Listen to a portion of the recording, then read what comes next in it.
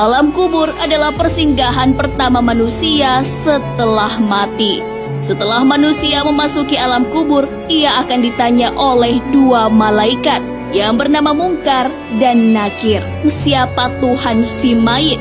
Apa agamanya? Apa kitab yang menjadi pedomannya? Dan siapa nabinya? Dan jika ia lulus dari pertanyaan dua malaikat tadi, maka ia akan diistirahatkan di taman surga untuk menunggu kiamat.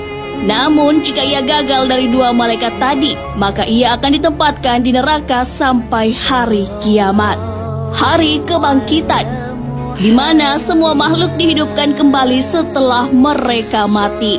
Ketika malaikat Israfil meniupkan sangkakala yang pertama, maka semua makhluk akan binasa. Kemudian ia meniupkan untuk yang kedua kalinya, sehingga semua makhluk akan hidup kembali tanpa terkecuali. Setelah itu, roh kembali menuju jasadnya dan manusia akan berdiri menghadap Allah Subhanahu wa Ta'ala. Penggiringan ke padang mahsyar. Setelah dibangkitkannya semua makhluk tanpa terkecuali pada hari akhir, termasuk dari golongan jin, manusia, dan hewan. Berkumpullah mereka di suatu tempat yang sangat luas, yaitu padang mahsyar. Di tempat ini semua makhluk dari bumi dan langit lapisan ketujuh akan diadili. Penimbangan amal baik dan buruk.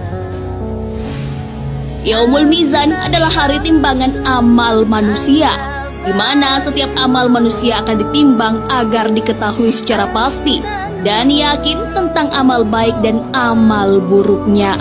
Penimbangan ini dilakukan dengan seadil-adilnya, tanpa ditambah ataupun dikurangi sedikit pun. Yaumul Hisab. Hari perhitungan semua amal perbuatan baik maupun buruk manusia selama hidup di dunia. Sekalipun sebesar zarah, amalan manusia tidak akan lepas dari perhitungan Allah Subhanahu wa Ta'ala. Melintasi jembatan yang lurus. Setelah melakukan proses hisab, semua manusia akan melewati jembatan yang lurus yang disebut dengan Shiratal Mustaqim. Jembatan ini terbentang di atas neraka yang menghubungkan dengan surga. Banyak orang yang jatuh ke neraka dan tidak sedikit dari mereka yang bisa melewatinya dalam kedipan mata ataukah secepat kilat. Surga. Surga adalah sebaik-baiknya tempat yang disediakan oleh Allah Subhanahu wa Ta'ala di akhirat kelak.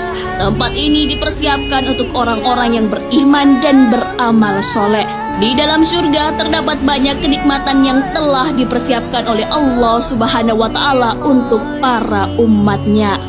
Sahabat beriman, itulah fase perjalanan hidup kita setelah meninggal kelak.